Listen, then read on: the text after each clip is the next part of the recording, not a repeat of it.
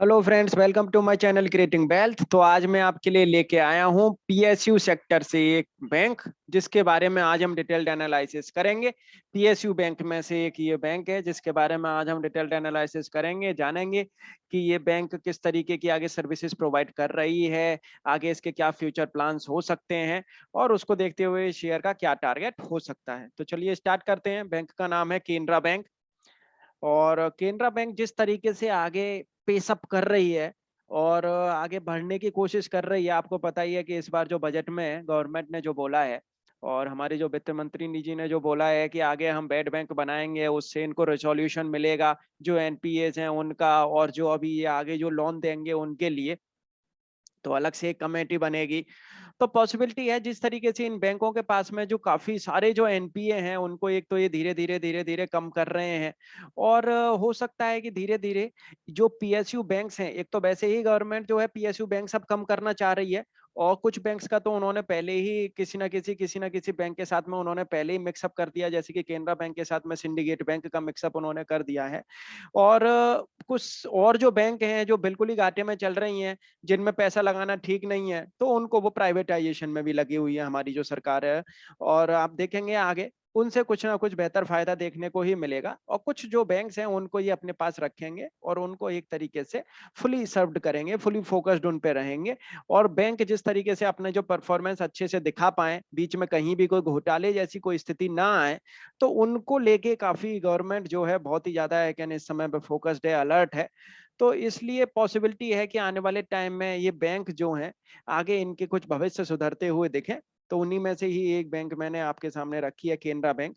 तो आप देख सकते हैं ये काफी कुछ चीजें प्रोवाइड करा रही है, personal banking, corporate banking and NRI banking भी। और धीरे धीरे ये भी जिस तरीके से अपने डिजिटल प्लेटफॉर्म्स जो यूज कर रही है, हालांकि इनके ज्यादा इतने अच्छे खासे डिजिटल प्लेटफॉर्म्स नहीं है जो प्राइवेट बैंक्स जो प्रोवाइड करा रही हैं, लेकिन तब भी कहीं ना कहीं ये भी धीरे धीरे अपने डिजिटल प्लेटफॉर्म्स को बहुत ही ज्यादा सुपर करते हुए दिखेंगी। और आने वाले टाइम में इनसे भी अच्छी खासी परफॉर्मेंस देखने को मिल सकती है। जिस तरीके से हर कोई इस समय आजकल जो है सबको ऑनलाइन हर चीज चाहिए होती है, ऑनलाइन पेमेंट करना है, ऑनलाइन फंड ट्रांसफर करना है, ऑनलाइन परचेसिंग करनी है, ऑनलाइन सेलिंग करनी है, तो हर तरीके से लोग अपना ऑनलाइन बैंकिंग चाहते हैं, ऑनलाइन सिस्टम चाहते हैं। तो उनपे भी ये बैंक भी फोकस रख रही है। आप देख सकते हैं ऑनलाइन इंस्टेंट पर्सनल लोन इन्होंने ये अपना ओपन कर रखा है, और भी काफी चीजें हैं जो ये ऑनलाइन चला रहे हैं। तो आप देखेंगे इस बार की जो परफॉर्मेंस जो रही है क्वार्टर फोर की, अगर आप परफॉर्मेंस देखेंगे एंड ईयर ऑन ईयर अगर आप परफॉर्मेंस देखेंगे, तो क्वार्टर की परफॉर्मेंस अगर आप देखेंगे तो क्वार्टर ऑन क्वार्टर 45% की इनको नेट प्रॉफिट इस समय पे जो है इंक्रीज हुआ है, 45%।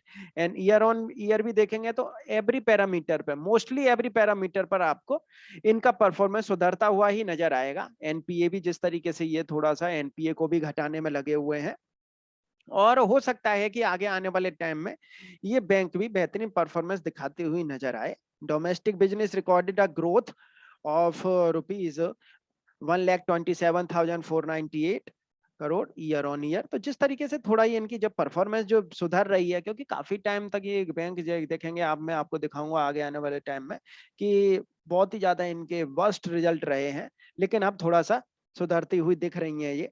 नेट इंस्टेंट इनकम देखेंगे तो इसमें भी ग्रोथ देखने को मिली है, ट्रेजरी इनकम में भी ग्रोथ देखने को मिली है, cash recovery, operating profit, housing loan, RAM credit, तो एवरी पैरामीटर पर आप देखेंगे तो ईयर ऑन ईयर जो है ग्रोथ देखने को मिली है। एंड साथ के साथ अगर आप बिजनेस परफॉर्मेंस अगर आप देखेंगे तो बिजनेस परफॉर्मेंस में जैसे मैंने आपको बताया क्वार्टर ऑन क्वार्टर आप देख लें, ईयर ऑन ईयर अगर आप देखें, तो एवरी पैरामीटर पर आप देखेंगे तो इनको परफॉर्मेंस अच्छी खासी देखने को मिली है, ग्रोथ देखने को मिली है। आप देख सकते हैं यहाँ पे डोमेस्टिक डिपॉजिट में भी आपको ग्रोथ देखने को, सस्टेनेबल ग्रोथ थोड़ा देखने को इन बैंकों की मिल रही है।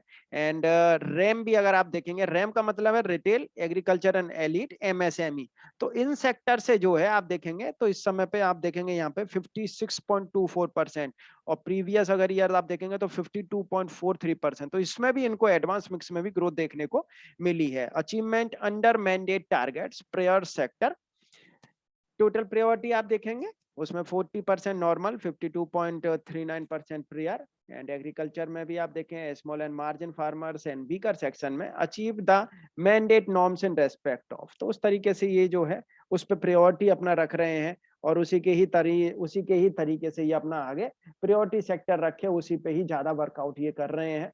रिटेल क्रेडिट में अगर आप देखेंगे retail loan, housing loan, vehicle loan, आप देखेंगे पुराने जो मार्च रहा था और इस वाला जो मार्च रहा है, कितनी अच्छी परफॉर्मेंस इसमें देखने को इन्हें मिली है। लोन्स तो काफ़ी कुछ एक्चुअली बढ़ ही रहे हैं, quarter on quarter, year on year देखेंगे आप, तो ग्रोथ देखने को मिल रही है। जैसे कि हर कोई बंदा अपना ये आजकल जिनकी जॉब चली गई है, वो लोन लेके कोई अपना नया बिज़नेस स्टार्ट करना चाहते हैं, या जिनके पास में जॉब्स हैं लेकिन काफ़ी टाइम से उनको सैलरी नहीं मिल रही है, वो पर्सनल लोन्स ले रहे हैं, या कोई अपना नया व्यापार अगर शुरू करना चाहता है ऐसे में, तो वो अपने पर्सनल लोन ले रहे हैं। तो इस तरीके से क्या है कि गवर्नमेंट को भी काफ़ी अच्छा खासा फ़ायदा हो रहा है और लोन से भी उनको इनकम प्रोवाइड हो रही है। एंड साथ के साथ आप देखेंगे इंडस्ट्री क्रेडिट में सबसे ऊपर एनबीएफसी है, इंफ्रास्ट्रक्चर, आयरन, स्टील, तो इस तरीके से इनका जो क्रेडिट्स हैं उसको आप देख सकते हैं यहाँ पे। एंड क्रेडिट सपोर्ट भी अच्छा खासा दे रहे हैं, गारंटी इमरजेंसी क्रेडिट लाइन के थ्रू आप देखेंगे अच्छा खासा इन्होंने अमाउंट जो है वो डिसबर्स किया है, एमपीएम स्वनिधि की भी थ्रू भी। एंड रेटिंग प्रोफाइल अगर आप देखेंगे तो रेटिंग प्रोफाइल इनकी जो है वो आउटस्टैंडिंग अब इस समय पे बनी हुई है, कहीं कोई प्रॉब्लम नहीं है रेटिंग एजेंसी की तरफ से। एंड फाइनेंशियल परफॉर्मेंस देखेंगे तो फाइनेंशियल परफॉर्मेंस अब थोड़ा अब इनकी सुधरने लगी है year on year. Not net interest, non interest income में भी अगर आप देखेंगे तो वहां भी इनको ट्रेजरी इनकम में आप देखेंगे तो उसमें परफॉर्मेंस अच्छी देखने को इनको मिली है। टोटल एक्सपेंस में आप देखेंगे तो एक्सपेंस इनके अच्छे खासे एक्सपेंस तो रहे हैं, लेकिन ग्रोथ अगर आप देखेंगे तो उसमें भी इनको जो है ग्रोथ इस समय पे आप देखेंगे मार्च 2020 में इंटरेस्ट एक्सपेंस और इसमें मार्च 2021 में इंटरेस्ट एक्सपेंस उसमें घटी है। आप देखेंगे ऑपरेटिंग एक्सपेंस अगर आप देखेंगे तो वो बढ़े हैं इनके, तो टोटल अगर एक्सपेंस अगर आप देखेंगे तो टोटल एक्सपेंस इनके जो हैं वो घटे हैं। And financial at a glance अगर आप देखेंगे तो उसमें आप देखेंगे नेट इंटरेस्ट इनकम में इनकी परफॉर्मेंस अच्छी आई है। ऑपरेटिंग प्रॉफिट में आप देखेंगे तो उसमें परफॉर्मेंस इनकी जो है वो अच्छी आई है। एंड साथ के साथ मैं आपको बताऊं जो इनका आगे का जो परफॉर्मेंस जिस तरीके से रह सकता है उसके बारे में। इनका जो इन्वेस्टमेंट है आप देख सकते हैं, उसमें इन्वेस्टमेंट इन्होंने बहुत ही बेहतरीन एक अच्छा खासा एक इन्वेस्टमेंट बैंक ने कर रखा है। सेट क्वालिटी, सेट क्वालिटी में अगर आप देखेंगे तो इनकी जो ग्रॉस एनपीए है और ग्रॉस एनपीए का अगर आप नेट परसेंट एनपीए अगर आप देखेंगे तो उसमें आप देखेंगे यहाँ पे 3.93 से अब 3.82 रह गई है, तो उसमें थोड़ा गिरावट अब आ रही है नेट एनपीए में। तो जिस तरीके से ये एनपीए को कम कर रहे हैं तो उनसे आने वाले टाइम में परफॉर्मेंस अच्छी खासी देखने को मिल सकती है। एनपीए क्लासिफिकेशन सेक्टर वाइज अगर आप देखेंगे तो रिटेल में इस समय पे अगर आप देखेंगे तो रिटेल में सेक्टर वाइज एनपीए जो है वो बढ़ी है। एंड लेकिन उससे क्या है कि इनकी जो एनपीए है उसमें आप देखेंगे तो इस बार सेक्टर वाइज एनपीए जो है इन्हें देखने को मिली है बढ़ी हुई। और आने वाले टाइम में लेकिन जिस तरीके से ये रिटेल सेक्टर में देख रहे हैं, रिटेल सेक्टर में आप देखेंगे यहाँ पे टोटल रिटेल एनपीए, तो उसमें आप देखेंगे तो उसमें भी इनको एनपीए बढ़ी हुई दिखी है। लेकिन पहले के मुकाबले जो है एनपीए घटी है। पहले कितनी एनपीए थी उसके मुकाबले अगर आप देखेंगे तो एनपीए काफी कुछ एनपीए ये कुछ काफी हद तक ये एनपीए को घटा रहे हैं। और क्वार्टर ऑन क्वार्टर तो थोड़ा एनपीए बढ़ी है, लेकिन वैसे अगर आप देखेंगे तो एनपीए घटी है इनकी। एंड साथ के साथ अगर आप देखेंगे तो इंडस्ट्री वाइज अगर एनपीए अगर आप जहाँ पे देखेंगे तो पहले मार्च 2020 में जो थी और अब देखेंगे आप उनसे अगर आप इनको करेंगे कंपेयर तो काफी कुछ इनकी जो एनपीए वो घटती हुई नजर आई है, इंजीनियरिंग को छोड़ के, नहीं तो अदरवाइज इनकी सब में एनपीए घटती हुई नजर आई है। एंड साथ के साथ अगर आप देखेंगे तो क्वार्टर ऑन क्वार्टर भी अगर आप देखेंगे तो यहाँ पे मैं आपको दिखा दूं जिसमें इनकी जो है एवरी पैरामीटर पर आप देखेंगे तो इनकी एनपीए जो है वो बढ़ी ही रही है। लेकिन आने वाले टाइम में जिस तरीके से एनपीए को कम करते हुए दिखेंगे और जिस पे उनका पूरा का पूरा फोकस है, तो उसको देखते हुए कंपनी अच्छा खासा काम आगे करती हुई दिख सकती है और कंपनी अच्छी खासी परफॉर्मेंस दिखा सकती है। डोमेस्टिक ब्रांचेस अगर आप देखेंगे तो इनकी जो है वो इस समय पे इसमें कुछ इन्होंने जो है इस समय पे थोड़ी-सी इन्होंने कुछ डोमेस्टिक ब्रांचेस जो हैं वो इन्होंने घटाई हैं। एंड ओवरसीज ब्रांचेस भी इन्होंने एक ओवरसीज ब्रांच कम की है। एंड साथ के साथ अगर आप टोटल बैंकिंग आउटलेट्स अगर देखेंगे तो टोटल बैंकिंग आउटलेट्स में इनके कुछ आउटलेट्स अब इन्होंने कुछ कम किए हैं। एटीएम पे भी अगर आप नज़र मारेंगे तो एटीएम में इन्होंने कुछ एटीएम और कुछ कम किए हैं।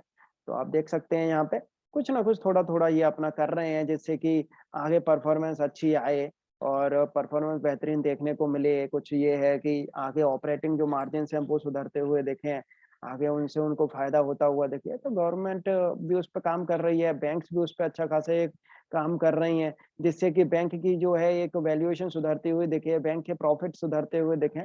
तो ये देख सकते हैं आप, इनका ये मैक्सिमम चार्ट है। मैक्सिमम चार्ट पे आप देखेंगे तो पूरा जो है बैंक आप देखेंगे बहुत ही बेहतरीन इसने स्टार्टिंग में परफॉर्मेंस दिखाई थी, लेकिन 2010 के बाद में आप देखें, ये बिल्कुल ही यहाँ पे इसका स्वाहा हो गया। और उसके बाद में लेकिन अगर आप देखेंगे यहाँ पे तो सेक्टर की पी बहुत ही बेहतरीन सेक्टर की पी है बैंकिंग सेक्टर की, लेकिन इनकी पी रेशियो बहुत ही ज़्यादा डाउन है। लेकिन उसके बाद में इनके पास में एक अच्छा खासा रूम है। अगर ये परफॉर्मेंस अगर अच्छी करते हैं तो आने वाले टाइम में यहाँ से परफॉर्मेंस इन बैंकिंग सेक्टर से परफॉर्मेंस आने वाले टाइम में अच्छी खासी देखने को मिल सकती है। जो काफ़ी निचले स्तर पर जो ये बैंकों के काफ़ी शेयर आ चुके हैं, और यहाँ से अगर ये रिवाइवल अगर करते हैं, तो यहाँ से इनके भी बेटर चांस बनेंगे ऊपर उठने के। 46% एनालिस्ट बोल रहे हैं शेयर को बाई करने के लिए। ये शेयर का आप देख सकते हैं यहाँ पे इन्होंने हाई लगाया है, और ये हाई लगाने के बाद में आप देखेंगे कि इस हाई के बाद में शेयर कितने सालों से देख सकते हैं आप, लो पे लो, लो पे लो लगाया जा रहा है। और यहाँ भी आप देखेंगे तो यहाँ अभी ये 38.2% के रेजिस्टेंस की तो बात तो छोड़ ही दो। अब यहाँ काफी टाइम से ये इसके नीचे ही नीचे यहीं वायुमंडल में घूम रहा है इसके।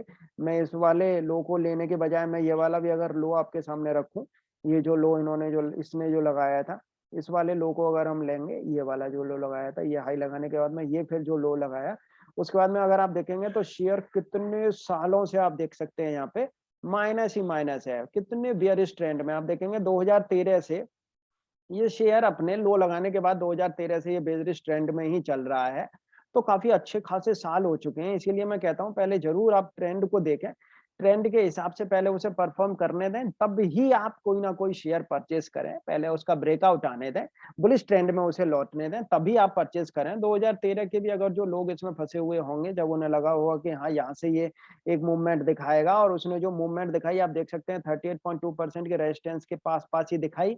फिर ये नीचे आया, फिर ऊपर गया, फिर नीचे आया, फिर ऊपर गया, लेकिन उसके ऊपर नहीं ये निकल पाया, बियरिश रेंज के ऊपर कतई नहीं निकल पाया। और ना निकल पाने की वजह से आप देख सकते हैं कितने भारी भरकम अभी ये बियरिश में इसमें ही चल रहा है काफ़ी सालों से। 2013 से 2021 आ चुकी है। हम देखेंगे इस समय तक ये करीब-करीब 8 साल से ये शेयर जो है अब बियरिश रेंज में चल रहा है। यहाँ पे थोड़ा मूवमेंट अब देखने को मिला है, जिस तरीके से गवर्नमेंट का जो बजट आया, बजट में उन्होंने थोड़ा अच्छी खासी बातें कही हैं, पॉजिटिव जो इनके लिए जो एक बातें कही हैं, तो वहाँ से थोड़ा बहुत इनमें मूवमेंट देखने को मिला है। अब लॉन्ग टर्म के लिए तो मैं नहीं कहूँगा कि आप इसे लॉन्ग टर्म के लिए आप यहीं इसे परचेज़ करें। शॉर्ट टर्म का मूवमेंट हम देखेंगे कि शॉर्ट टर्म का मूवमेंट इसका क्या बन रहा है। तो लॉन्ग टर्म के लिए तो आप इससे दूर रहें कि आपने आज खरीद लिया और आप बैठ गए 4-5 साल के लिए कि अब लॉन्ग टर्म के लिए हमने तो परचेज़ कर लिया है, और बस आपने इसको परचेज़ करके आप भूल गए, ऐसा नहीं करना है। शॉर्ट टर्म के लिए पहले हम मूवमेंट देखेंगे कि शॉर्ट टर्म के लिए इनकी क्या मूवमेंट बन रही है। तो शॉर्ट टर्म के लिए अगर आप देखेंगे तो ये मार्च से लेके जो मार्च 2020 से लेके आप देखेंगे तो नवंबर दिसंबर तक ये शेयर यहीं के यहीं अपना मंडराता रहा। उसके बाद में जब यहाँ पे आप देखेंगे ये वाली जो फरवरी की जो कैंडल बनी थी 1 हफ्ते की, जहाँ पे बजट जो पेश हुआ था, तो बजट में अच्छी खासी अनाउंसमेंट हुई थी। उसके बाद से आप देखेंगे इस वाली कैंडल के ये नीचे नहीं गया है। यहाँ पे आप देख सकते हैं, तो ये वाला और ये वाला जो है, यहाँ पे इसने एक तरीके से डबल बॉटम फॉर्मेशन किया है। इसके नीचे फिर दोबारा से नहीं गया है, और आप देखेंगे वीकली जो कैंडल्स बन रही हैं, ग्रीन कैंडल्स बन रही हैं, तो हम यहाँ से एक बार लेके चलेंगे। ये ऊपर का इनका जो है, ये 175 रुपीज़ का इन्होंने जो हाई लगाया, और हाई लगाने के बाद में फिर इसने ये लो लगाया है। लो लगाने के बाद में अगर आप देखेंगे यहाँ पे, तो शेयर फिर दोबारा से अपने बुलिश ट्रेंड में लौट रहा है शॉर्ट टर्म के लिए। तो आपको जो शेयर जो परचेज़ करना है, 160 रुपए के ऊपर आपको परचेज़ करना है। जो इसने इस वाले वीक में इन्होंने जो है रेजिस्टेंस को तोड़ा है, ऊपर गया है, रेजिस्टेंस ब्रेक इसने की है। 160 रुपए के ऊपर जब इस वाली जो है लाइन के ऊपर जब ये निकल जाए, इस वाले बुलिश रेंज के ऊपर जब ये निकल जाए 160 के ऊपर, तभी आप इसे परचेज़ करें। तो आप इसको अगर यहाँ 160 रुपए पे एक बार परचेज़ आप कर सकते हैं शॉर्ट टर्म के लिए, और नीचे आपको जो इसमें एक नीचे आपको एक स्टॉप लॉस जो लगा के रखना है, वो आपको 150 रुपए का लगा के रखना है। 150 रुपए का आप स्टॉप लॉस के साथ में, और आप 160 रुपए के ऊपर ही आप इसे परचेज़ करें। पॉसिबिलिटी है कि आने वाले टाइम में थोड़ा-सा ये बैंक यहाँ से आपको एक परफॉर्मेंस दिखाता हुआ नज़र आ सकता है, और ये कहाँ तक जा सकता है उसके बारे में मैं आपको बता दूँ। 1 क्वार्टर इसको लगेगा, अगले वाले 1 क्वार्टर तक ये शेयर पॉसिबिलिटी मेरे को लग रही है कि ये शेयर यहाँ से आपको 185 से लेके 190 रुपए तक कि टारगेट ये शेयर दिखा सकता है, लेकिन आपको परचेज वही करना है 160 की पहले इसको ये कैंडल जो है इसके ऊपर ये मूवमेंट करे, तभी इसका एक बार ब्रेकआउट मिलने दें, तभी आप इसे परचेज करें। और नीचे आपको स्टॉप लॉस 150 रुपए का लगा के रखना है। आप देखेंगे यहाँ पे मैं आपको 10 की फेस वैल्यू है इनकी, 18 की ईपीएस, 226 रुपए की बुक वैल्यू है। बुक वैल्यू बहुत ही अच्छी खासी है और 151 रुपए पे अभी ये काम कर रहा है। आने वाले टाइम में पॉसिबिलिटी है जिस तरीके से बैंकों के ये जो हालात सुधर रहे हैं, ये बैंक अच्छा खासा परफॉर्मेंस दिखाती हुई नजर आए। और देख सकते हैं आप 2017 के बाद में ये डिविडेंड नहीं दे पाए हैं और नेट प्रॉफिट अगर आप देखेंगे तो मार्च के बाद में इनके जो नेट प्रॉफिट है वो आप देखेंगे तो क्वार्टर ऑन क्वार्टर अब सुधरने लगे हैं। ईपीएस भी आप देखेंगे, एनुअली मैं आपको दिखाऊं, एनुअली देख सकते हैं आप कितने ये नेगेटिव से पॉजिटिव में आ रहे हैं बार बार। 2017 ने पॉजिटिव रहा, फिर तो 18 माइनस, 19 पॉजिटिव, तो 20 माइनस, और अब देख सकते हैं आप 2021 इनका पॉजिटिव रेशियो में जा रहा है। तो आने वाले टाइम में परफॉर्मेंस दिखा सकती है। 6 की आर 5 की आरओई है, तो एक बार थोड़ा सा हम इस पे एक बजट, एक बार हम इस पे थोड़ा टारगेट फिक्स करके और इसको हम परचेज कर सकते हैं। देख सकते हैं कि आगे ये परफॉर्मेंस अगर दिखाता है तो आप उसी को ही अपने स्टॉप लॉस को ट्रेल करते चलें और अपने जो है मूवमेंट इसका ऊपर का पकड़ते चलें और इसमें बने रहें। तो फ्रेंड्स, आपको ये वीडियो कैसी लगी आप मुझे कमेंट करके बता सकते हैं। मेरे चैनल को सब्सक्राइब कर लीजिए आप, जिससे कि आपको जो भी लेटेस्ट वीडियो मेरे चैनल से रिलेटेड रहेगी आपको अपडेट हो जाया करेगी। Thank you.